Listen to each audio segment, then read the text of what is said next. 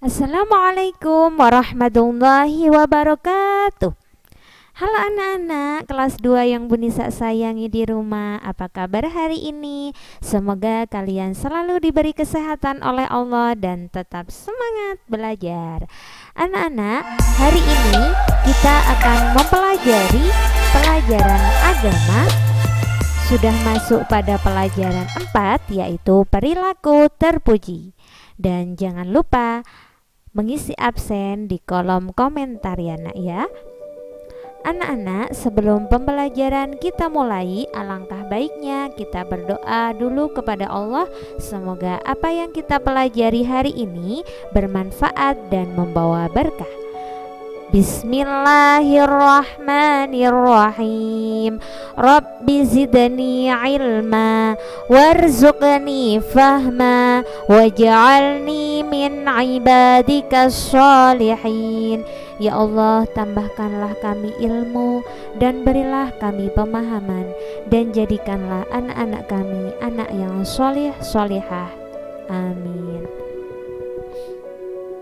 Anak-anak, pada pelajaran 4 kita akan mempelajari tentang perilaku terpuji. Apa itu perilaku terpuji, nak? Perilaku terpuji adalah perilaku yang baik. Perilaku terpuji sangat banyak sekali macamnya. Tetapi hari ini kita akan mempelajari perilaku terpuji kerjasama. Kerjasama adalah termasuk perilaku terpuji, akhlak yang baik, akhlak terpuji. Nah, apa itu kerjasama? Kerjasama itu adalah mengerjakan suatu pekerjaan yang dilakukan dengan bersama-sama, tidak sendiri, tetapi bersama-sama dengan orang yang lebih dari satu. Jadi tidak sendiri, kalian melakukannya dengan orang lain, tidak sendiri. Itu namanya kerja sama, pekerjaan yang dilakukan bersama-sama. Boleh 2, boleh 3, dan seterusnya. Itu namanya kerja sama. Pekerjaan yang dilakukan bersama-sama namanya adalah kerja sama. Nah, kerjasama itu bisa dilakukan dengan siapapun, dengan orang tua, anggota keluarga, teman, tetangga, dan masyarakat. Boleh 2, boleh 3, dan seterusnya. Itu namanya kerja sama dengan orang lain. Nah, bayangkan nak, kalau kita mengerjakan rumah, membangun suatu rumah, apakah bisa dilakukan dengan sendiri? Tentu tidak bisa. Harus dikerjakan bersama-sama dengan banyak orang, dan tidak bisa dilakukan dengan sendiri. Saling membantu, saling bekerja sama. Selanjutnya, sepak bola. Apakah bisa sepak bola dilakukannya dengan sendiri? Tentu tidak bisa. Sepak bola itu harus dilakukan dengan kerjasama antar tim dalam satu kelompok. Kalau sepak bola sendiri tentu tidak bisa. Itu namanya kerja sama.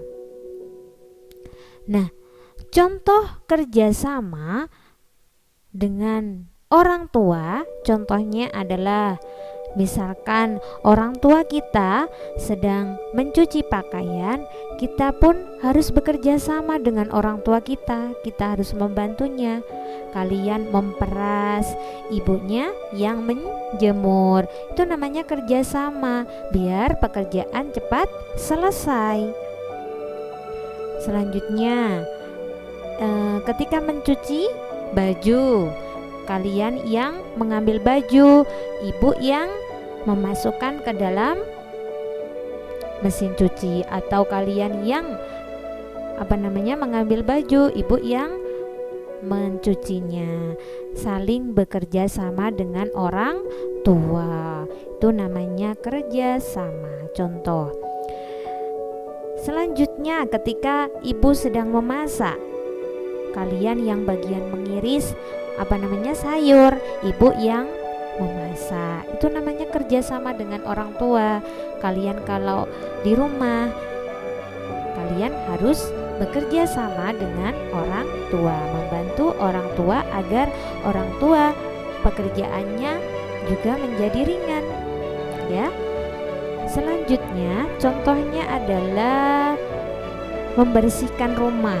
Membersihkan rumah bisa dengan bekerja sama. Ibu yang menyapu, kalian yang membersihkan meja, ayah yang mengepel. Itu adalah kerja sama. Adik yang membersihkan kaca. Nah, itu adalah contoh dari kerjasama dengan orang tua. Kita bisa meringankan beban orang tua kita yang setiap hari kita selalu merepotkan orang tua. Nah, selanjutnya adalah kerjasama dengan teman. Contohnya ketika di sekolah. Di sekolah membersihkan kelas, piket. Piket tidak bisa dikerjakan dengan sendiri, akan menjadi berat. Kalau pekerjaan itu dilakukan bersama-sama, maka pekerjaan itu akan cepat selesai. Piketnya pun akan cepat selesai. Dan pekerjaannya harus dibagi, tidak semuanya menyapu.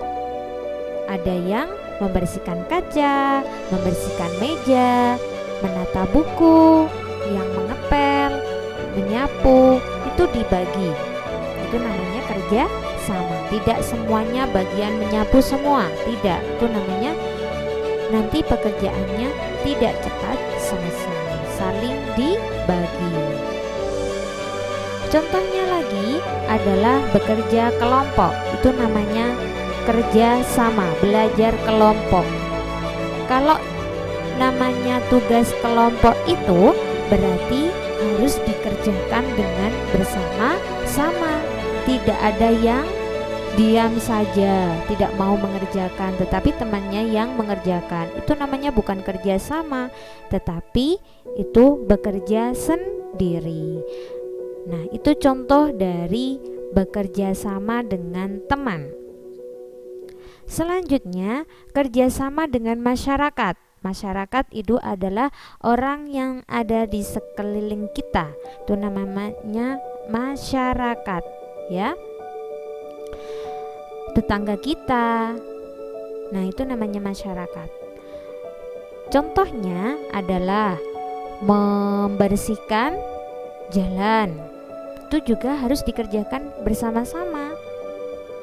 Kalau kita kerja bakti di desa, di kampung, kalau dikerjakan sendiri tentu membutuhkan waktu yang lama. Untuk itu dengan masyarakat harus dengan kerja sama. Contohnya lagi adalah membangun jalan. Lihat, mereka saling bekerja sama. Ada yang mengambil pasir, ada yang saling memberikan pasirnya. Itu namanya kerja sama. Terus membangun masjid. Contohnya membangun masjid pun harus dengan dilakukan bersama-sama, bagi tugas. Terus membersihkan jalan, kerja bakti di kampung kita, itu juga adalah kerjasama dengan masyarakat. Nah, contoh pekerjaan yang tidak boleh dilakukan bersama-sama dengan kerjasama, contohnya apa ya, Bu? Adalah mengerjakan tugas. Kalau pekerjaan yang diberikan oleh Bu Guru itu individu, berarti tidak boleh dikerjakan dengan bersama-sama. Contohnya ulangan. Ulangan bolehkah dikerjakan dengan bersama-sama? Tidak boleh, tentu tidak boleh. Harus dikerjakan sendiri. Kalau tugas itu secara kelompok, baru boleh dilakukan dengan kerja sama. Itu namanya kerjasama yang tidak boleh dilakukan. harus dikerjakan sendiri. Selanjutnya adalah mencuri. Mencuri biasanya mengajak temannya yang menunggu di depan, kalian yang mengambil. Itu tidak boleh. Kalau kalian diajak temannya bekerja sama untuk mencuri, itu tidak boleh. Itu tidak boleh, jangan mau.